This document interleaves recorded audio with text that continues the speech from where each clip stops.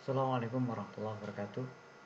Sini saya mencoba untuk membahas keterkaitan dengan pembangunan yang berkelanjutan atau SDGs, Sustainable Development Goals, dan bagaimana coba kita memproyeksikan apa sih sebenarnya SDGs, bagaimana SDGs, kemudian apa indikatornya. Dalam pembangunan, dalam mindset kita, apa sih istilahnya pembangunan yang berkelanjutan itu? Pembangunan yang berkelanjutan itu bentuknya apa sih? Sebenarnya pembangunan itu harus ada proyeksi. Artinya proyeksi itu menampilkan beberapa hal keterkaitan dengan kondisi, realita, baik dari sisi SDM maupun SDA. Nanti dari hal yang ada itu, kalau sudah memproyeksikan kondisi dari sumber-sumber daya alam yang ada, nanti akan terarah. Arahnya kemana nanti tujuannya? Berdasarkan hal tersebut, kemudian bisa tidak diaplikasikan dengan kondisi yang ada. Jangan sampai nanti pembangunan itu sudah dibaca, kemudian kita membuat suatu arah kebijakan pembangunan tetapi tidak bisa diaplikasikan. Banyak hal contohnya nanti kita bahas lebih lanjut. Kemudian dalam indikator SDGs atau ini diambil dari sdgs.un.org, bahwa dikatakan indikator tujuan pembangunan berkelanjutan itu harus dipilah. Jadi pilah, ada relevansi, kemudian keterkaitan dengan menurut pendapatan, letak geografis, ataupun karakter-karakter lainnya. Artinya banyak bidang, banyak kegiatan, atau banyak notabene indikator-indikator yang harus dipenuhi. Kalau di dalam SDGs itu ada 17 indikator, atau 17 ya, 17 goals, 17 tujuan untuk membangun. Seperti pertama keterkaitan dengan bagaimana menghapus kemiskinan, mengakhiri kelaparan, kesehatan yang baik dan kesejahteraan, kemudian pendidikan yang bermutu, sampai pada nomor 17 keterkaitan kemitraan untuk mencapai tujuan. Masing-masing dari tujuan ini secara umum harus kita bisa membreakdown. Bagaimana menghapus kemiskinan itu? Apa yang harus dilakukan? Bagaimana kok tahu itu ada miskin? Kemudian apa yang harus strategi? Apa yang pas untuk itu? Disesuaikan dengan geografinya, faktor geografinya, disesuaikan dengan humannya, manusianya. Apakah manusianya mampu untuk menuju ke satu, beralih kepada suatu kegiatan, keahlian atau apapun? Itu nanti perlu ada peningkatan-peningkatan. Kemudian pembangunan yang ada, coba kita lihat pada pembangunan yang sudah kita laksanakan. Apakah pembangunan yang ada tidak atau kurang memberikan manfaat? Artinya gini, berapa dana yang masuk ke pemerintah kita, ke pemerintah desa kita, ke wilayah kita, ke tempat tinggal kita, ke pemerintahan yang ada di wilayah kita. Sudah berapa dana yang masuk mulai tahun sekian sampai sekarang? Berapa itu? Miliar, berapa miliar ya? 1, berapa miliar itu tiap tahun, itu perkembangannya terus menaik dari tahun ke tahun. Dana yang namanya dana desa itu terus menaik. Kemudian dari situ apakah memberikan perubahan yang mendasar pada manusianya? Apakah pembangunan itu berbanding lurus ya, dengan naiknya dana atau dana desa, besaran dana yang ada, besaran sumber dana yang ada, berbanding lurus atau berbanding terbalik dengan kesejahteraan masyarakat.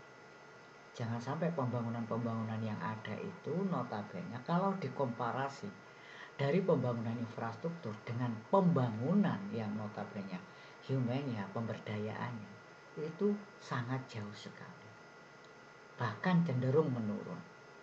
Itu pun dilihat dari beberapa faktor. Ada faktor yang namanya faktor status. Ada, coba diinventarisir, coba kita lihat desa kita. Desa kita apa statusnya kalau menurut IDM? Oh, kalau menurut IDM desa saya itu desa mandiri. Betulkah mandiri? Iya. Begitu dilihat dari APBDes, ternyata mohon maaf, masih banyak infrastruktur yang dibangun. Kemudian manusianya itu sangat sedikit sekali yang dibangun di pemberdayaannya. PADes-nya stagnan. Pendapatan asli desanya stagnan. Penganggurannya terus meningkat. Berarti mandiri dari mana? Nah, ini harus dievaluasi lagi. Seharusnya mandiri itu ya sudah bisa dikatakan pembangunan itu lebih kepada humannya, manusianya, kepada bidang ekonominya. Ya, infrastruktur oke lah infrastruktur. Pada bidang ekonominya, peningkatan kualitas hidup. Bukan masih membangun jalan, jalan masih ada dibangun. Berarti ini kemandirian ini yang perlu dipertanyakan karena apa? Karena pembangunan itu masih bertumpu kepada infrastruktur, bukan kepada pemberdayaan. Kenapa saya bilang kayak gitu? Contoh yang konkret adalah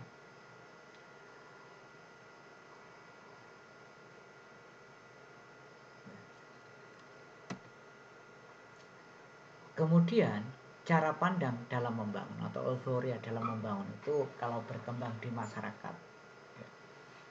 Ini kita evaluasi, kita pertanyakan lagi bagaimana pemerintah kita, bagaimana desa saya, bagaimana saya mengolah desa, mengolah dana desanya, mengolah sumber dana yang ada.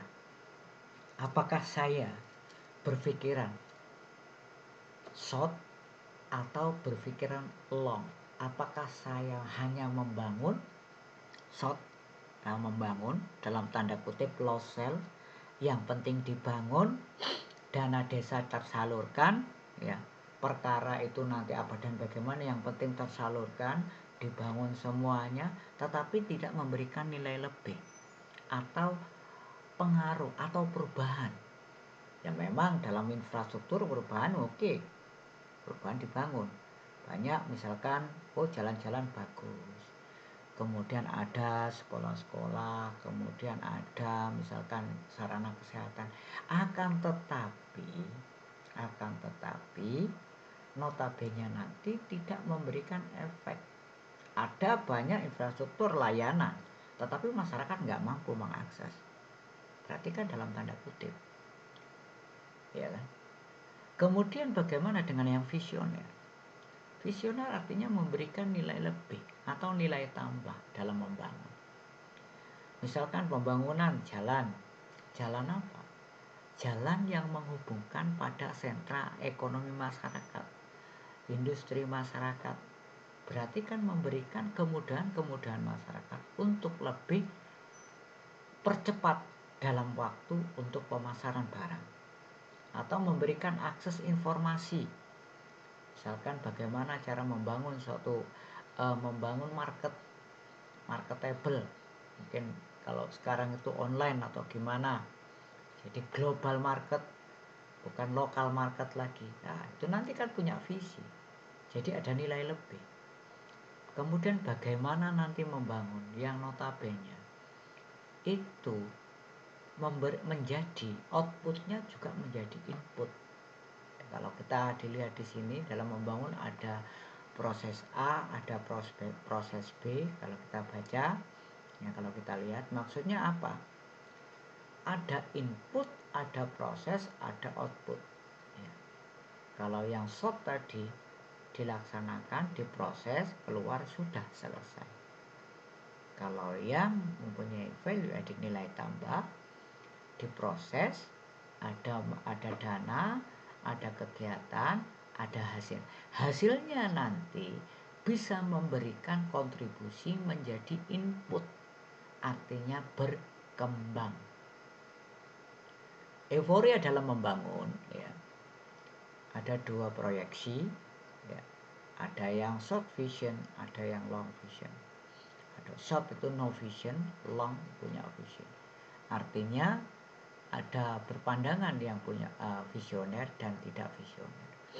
Kalau tidak visioner yang penting membangun, ya, Pokoknya tak bangun, yang penting dana desa tak salurkan, tak habiskan, laporan oke, SPJ oke, ya, pertanggungjawaban siap, yang penting sudah terbangun. Akan tetapi tidak memberikan nilai lebih. Berarti bangun ya bar wis, nggak ada memberikan kontribusi atau efek apapun dalam masyarakat. Kemudian yang punya visi atau long vision, pandangan jauh ke depan, dawa. Jadi ada satu kegiatan dana untuk satu kegiatan, kemudian menghasilkan, ya, hasilnya nanti bisa juga mendukung dari kegiatan itu lagi. Hasilnya bisa mendukung dari kegiatan itu lagi. Namanya nilai tambah.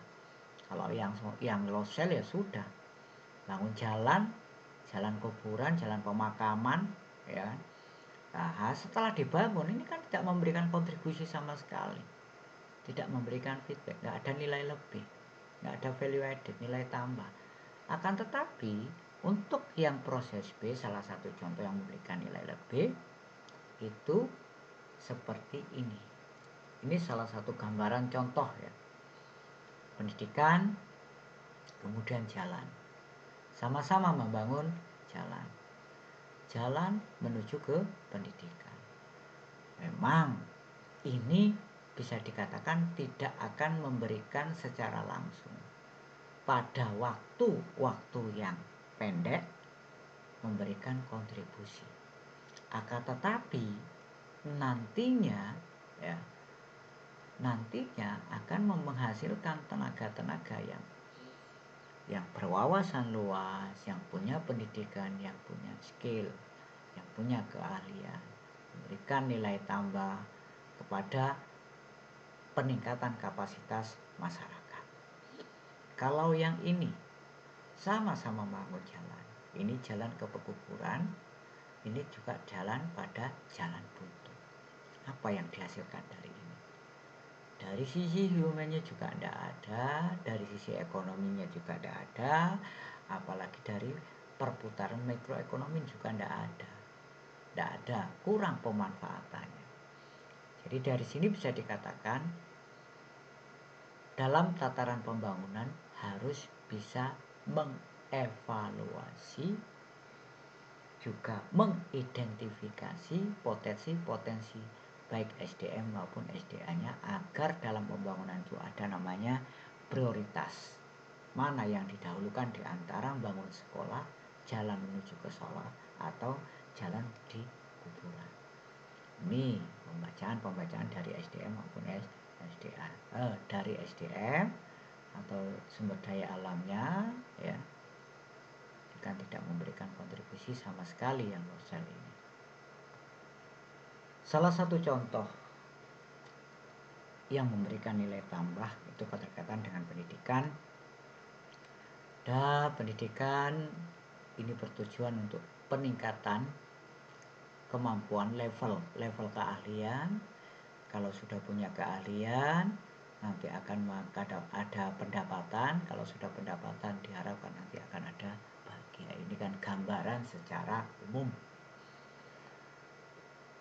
Pembangunan seharusnya juga memberikan stimulus pada berbagai sektor kehidupan, baik dari sisi usaha mikro, batik, mungkin usaha jajan, juga dari sisi kualitas pendidikan, dari sisi akses layanan kesehatan.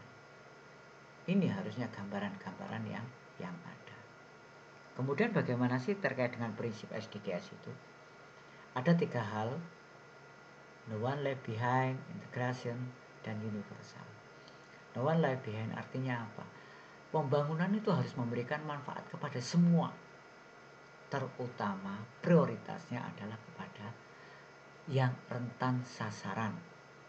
Kemudian pembangunan harus terintegrasi antara dimensi sosial, dimensi ekonomi, dan dimensi lingkungan. Ada saling keterkaitan. Pembangunan harusnya juga universal. Tujuan sasaran yang transformatif, berpusat pada manusia, komprehensif dan mempunyai berjangka panjang. Ya. Kalau kita ngomong sisi ekonomi kreatif nanti timbulnya dari pembangunan itu harapannya apa? Ada kontribusi terhadap ekonomi. Kemudian menciptakan iklim bisnis yang ada. Kemudian menuangkan ke dalam citra identitas bangsa, tumbuh ada tumbuh terkait dengan budaya, warisan, nilai lokal, kemudian ada tourism, ya. Kemudian tercipta juga sumber-sumber daya yang terbarukan berbasis pengetahuan kreativitas, ada inovasi kreatif, baik ide gagasan maupun dampak sosial dari pembangunan itu sendiri yang berupa peningkatan kualitas hidup.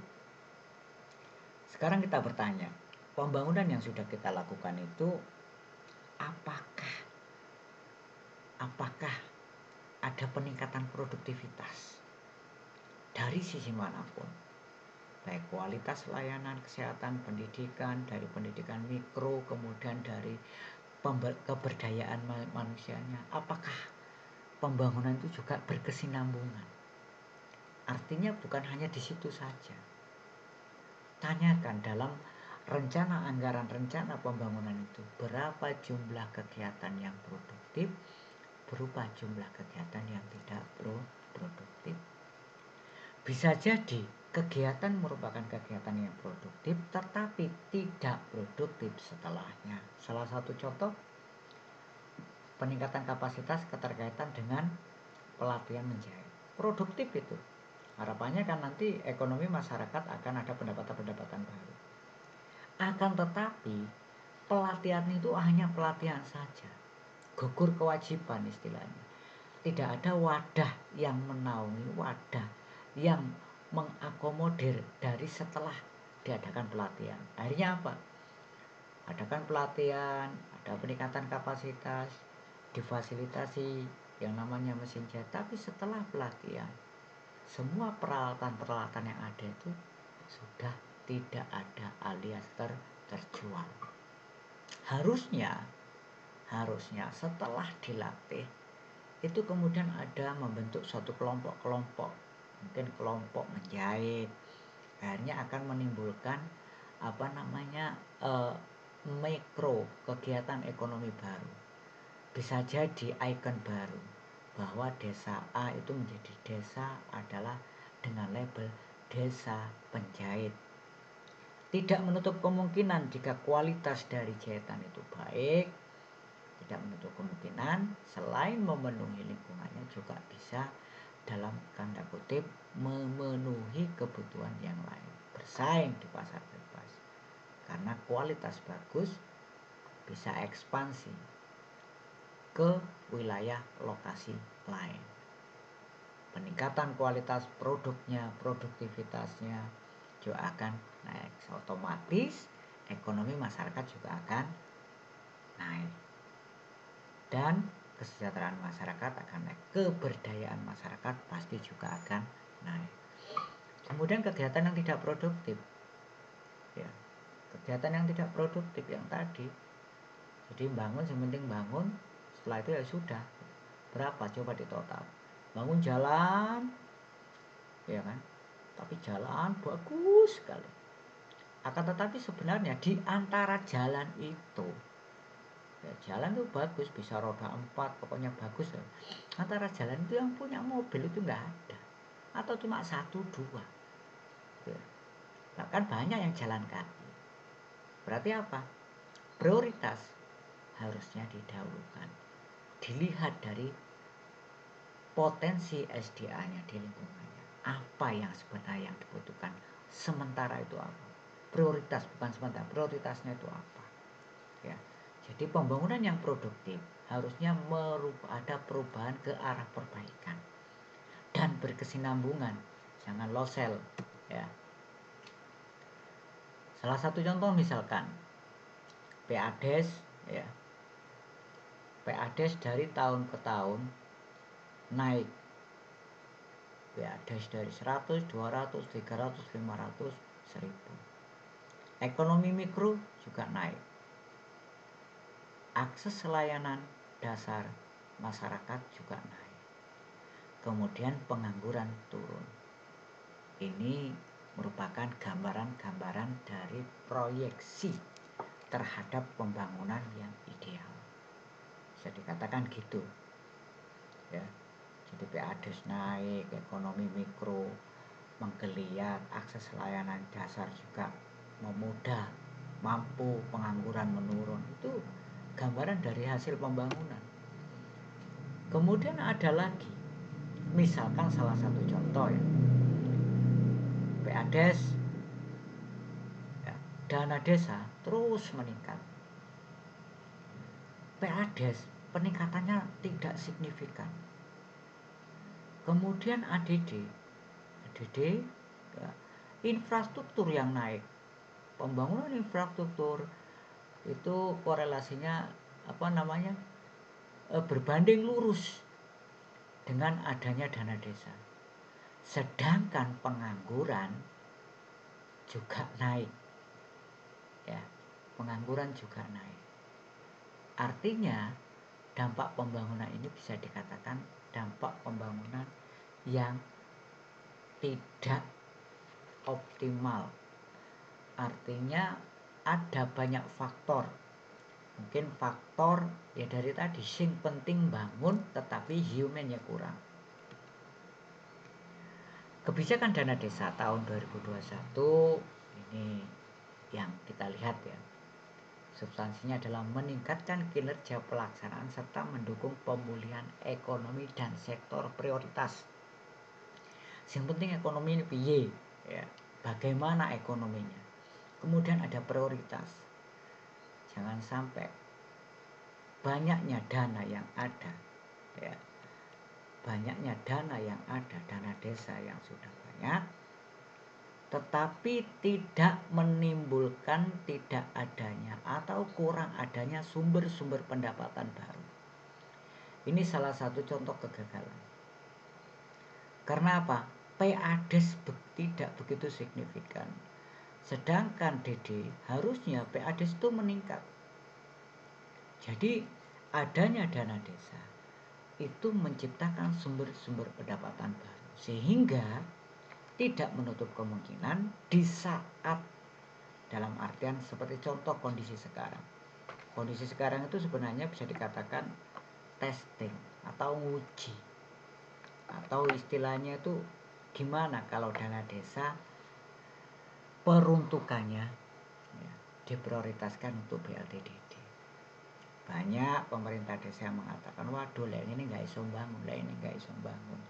Terus lah ini kalau begini saya tidak bisa membangun, kalau begini saya tidak bisa bergerak. Ada pertanyaan, selama ini gimana? Sekian miliar kalau kita total, masa tidak menimbulkan, tidak menumbuhkan yang namanya sumber-sumber pendapatan baru? Ini sebagai contoh test case. Harusnya adanya dana desa itu menimbulkan sumber-sumber pendapatan baru, artinya pergerakan ekonomi ya, sehingga nanti ada atau tidaknya dana desa, masyarakat desa atau pemerintah desa mampu dan berdaya untuk membangun desanya. Jika kemarin kalau kita lihat itu adanya dana desa meningkat, infrastruktur meningkat, begitu ada BLTDD, misalkan ada salah satu pemerintah desa yang mengeluh, wah kalau kayak gini saya tidak bisa apa-apa, itu berarti dalam 5 tahun belakang, 5 tahun ke belakang, perencanaannya tidak bertumpu kepada yang namanya pertumbuhan membangun sumber-sumber pendapatan baru yang notabene bisa mendongkrak roda perputaran ekonomi masyarakat. Kalau kita lihat pembangunan itu ada dua ya, bidang pembangunan desa dan pemberdayaan masyarakat. Tujuan pembangunan desa itu meningkatkan kesejahteraan, mengurangi kemiskinan, meningkatkan kualitas hidup masyarakat. Itu pembangunan desa. Bagaimana lingkungan pemukimannya, bagaimana transportasinya, bagaimana pendidikannya, ketahanan pangannya, produk unggulannya, ya kan, pelestarian lingkungannya. Jadi pembacaan di sini baik dari sektor kebutuhan dasar masyarakat, dari sumber daya alamnya, juga dari masyarakatnya, pendapatannya. Kalau kita lihat di sini, pemberdayaan masyarakat, di bidang pemberdayaan masyarakat ada peningkatan kapasitas dan kapabilitas mendayagunakan potensi sumber daya masyarakat desa. Artinya apa? Artinya ya, peningkatan kualitas sosial dasar, ada manajemen sumber daya lokal, ekonomi yang produktif. Kalau kita misalkan terkait dengan kita sudah adakan pembangunan desa, misalkan sudah diarahkan kepada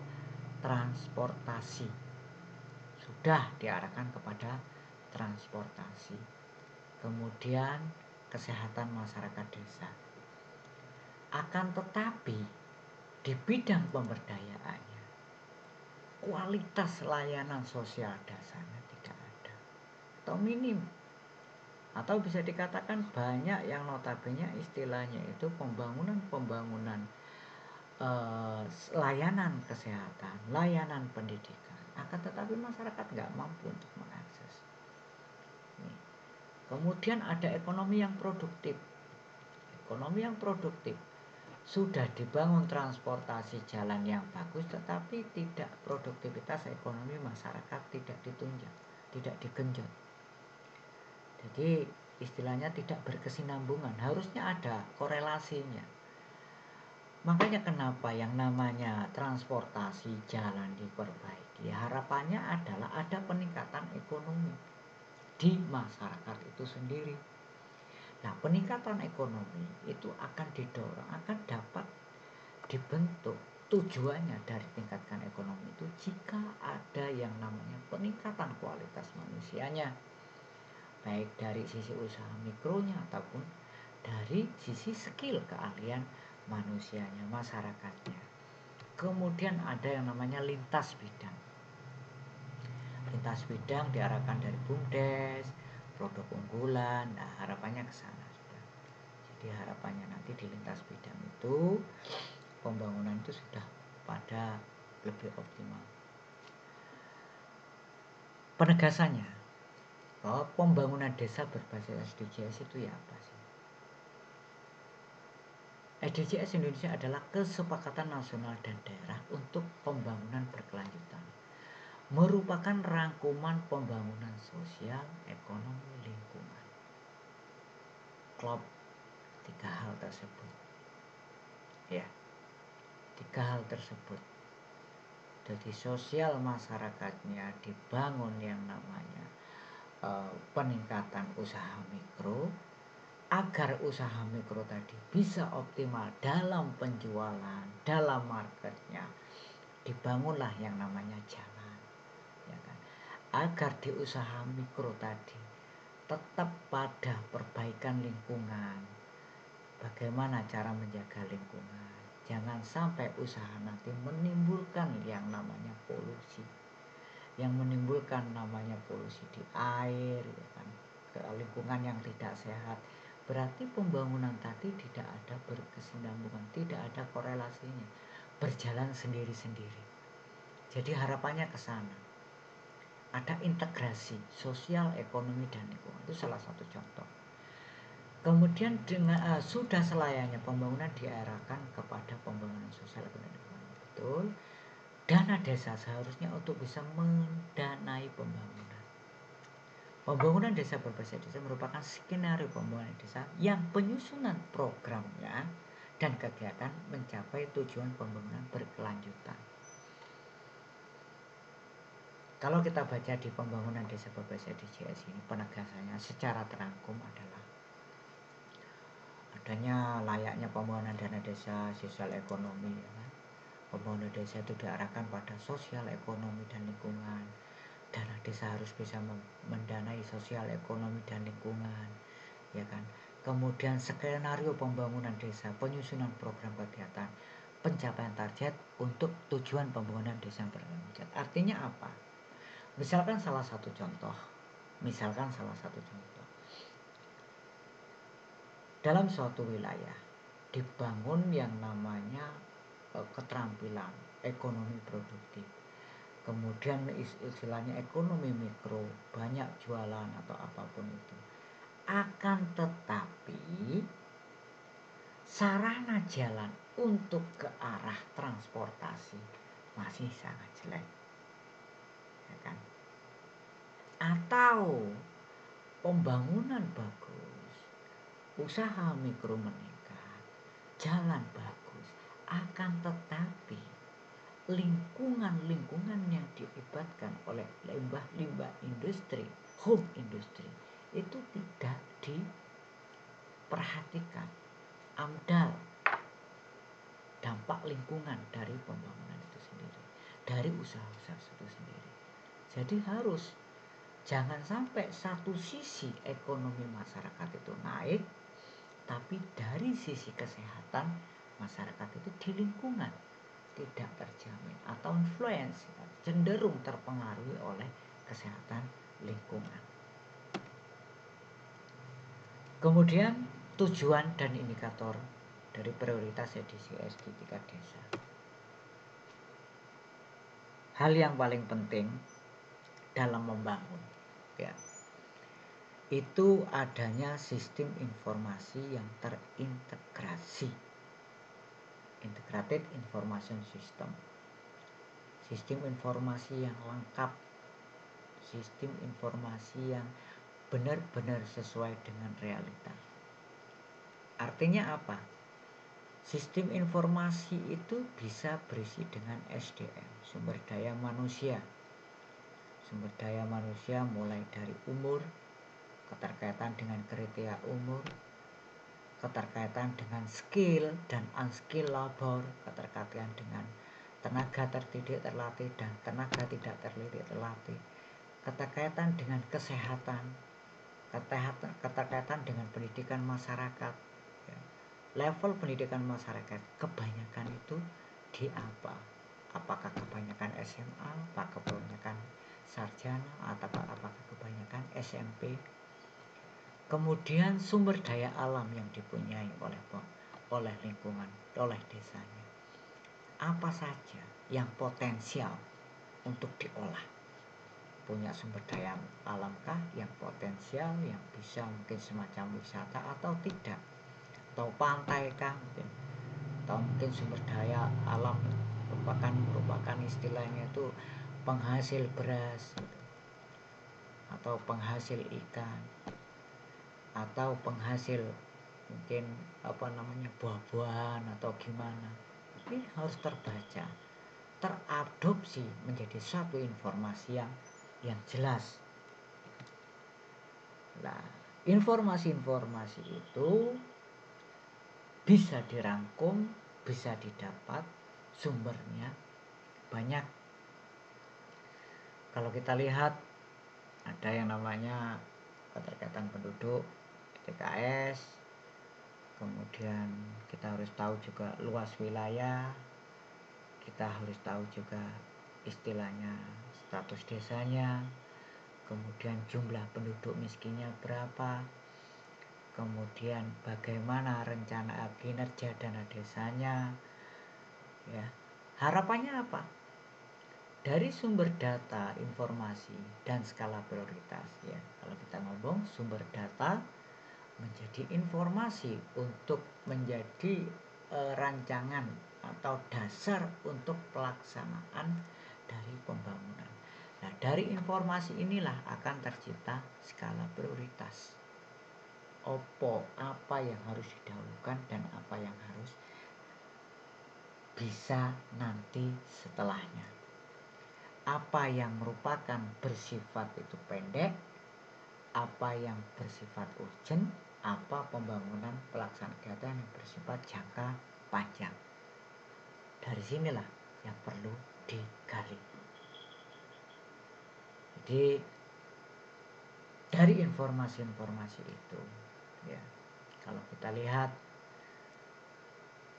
tujuan indikator prioritas yang di tingkat desa itu kita kelompokkan atau kita breakdown, ada beberapa kriteria yang tadi yang berdasarkan dari sumber data informasi yang menjadi skala prioritas ini. Yang pertama, tiap desa memiliki karakteristik yang berbeda. Tujuan, sasaran, dan indikatornya penggunaan juga berbeda. Kalau keterkaitan dengan pegunungan, keterkaitan dengan daerah pantai, itu pasti juga akan berbeda dari tujuan pembangunan. Permasalahan yang dijumpai, namun permasalahan yang dijumpai itu tetap sama. Apa? Kemiskinan, ketahanan pangan, kesehatan, dan pendidikan. Isu ini saja yang terus tetap berulang dan berulang.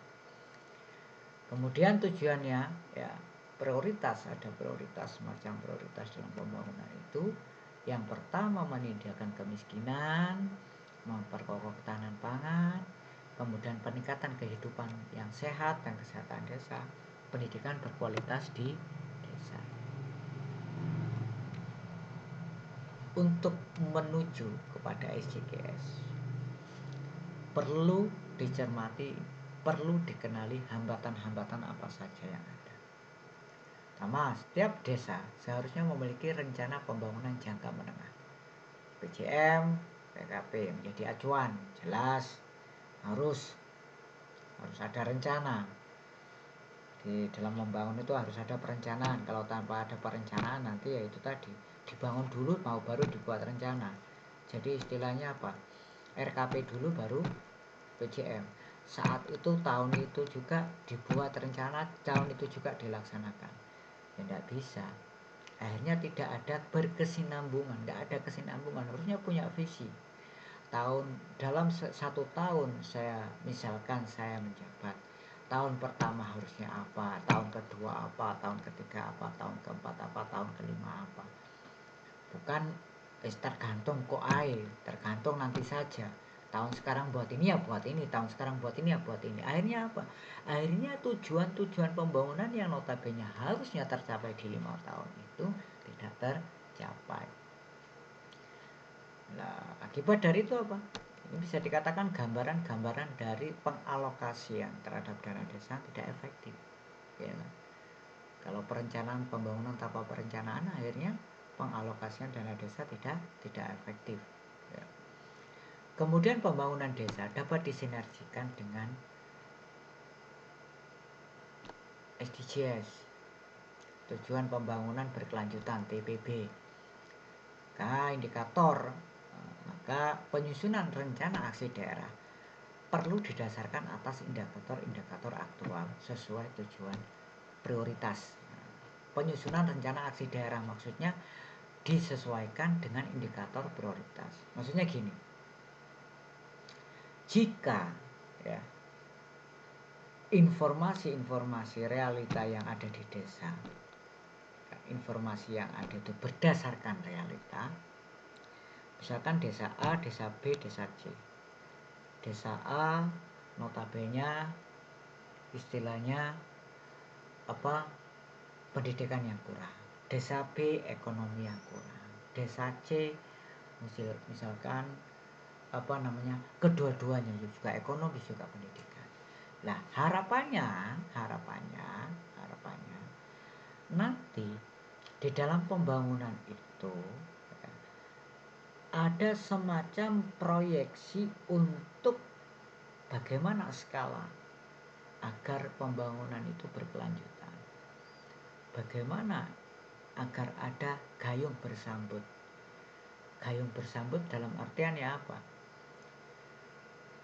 Pendidikan, ekonomi, ya.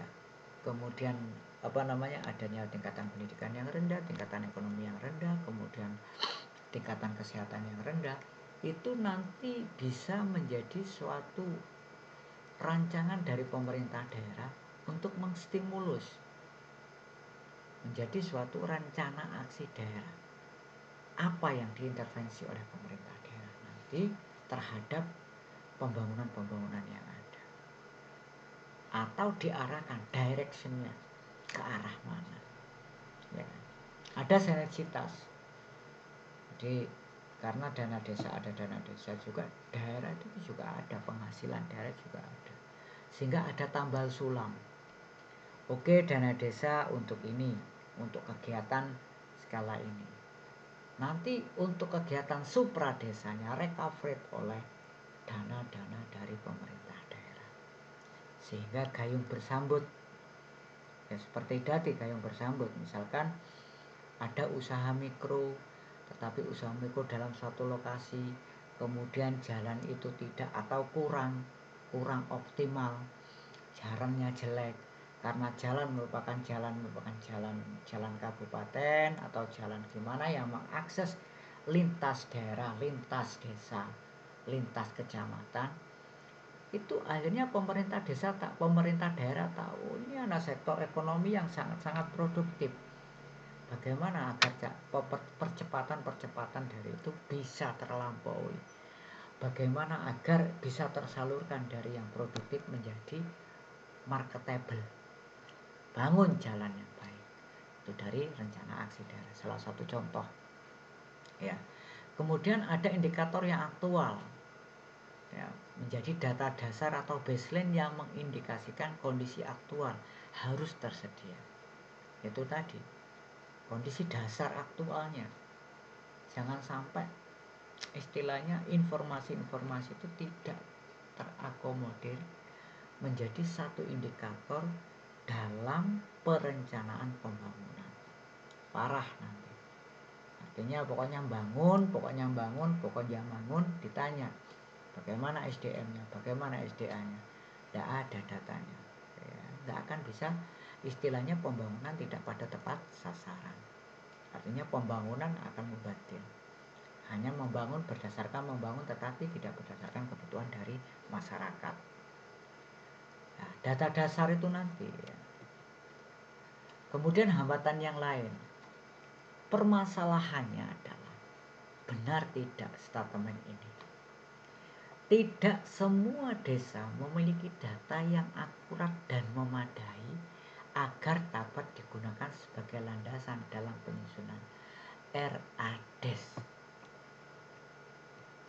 Betul enggak? Rencana aksi daerah. Ya.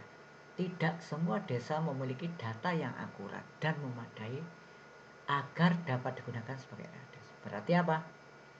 Ada PR penting dari pemerintah daerah untuk peningkatan kapasitas kepada pemerintah desa. Bagaimana cara membaca potensi yang benar?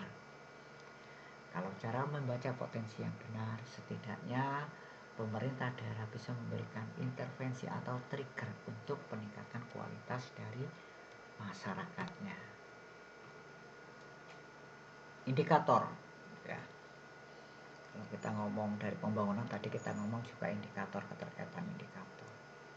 Indikator apa itu? Kalau di SJDS itu ada 17, ya. Coba kita pahami, coba kita telaah, coba kita tanyakan kepada pemerintah daerah desa kita, di mana kita, mungkin kepada saya sebagai kepala desa, sebagai bagian dari pemerintah desa. Yang pertama dari SDGs itu kan mengakhiri kemiskinan dalam segala bentuk dimanapun. Yang pertama, tanpa kemiskinan. Ini ada beberapa pertanyaan indikator, sampling aja. Ada enggak? Ada enggak? Jadi berapa banyak itu diganti dengan ada enggak? Ada enggak rumah tangga miskin? Ya kan? Ada enggak rumah tangga miskin? Ada enggak data terkait penduduk miskin? Ada nggak penduduk miskin yang mengikuti jaminan, yang punya jaminan kesehatan ya?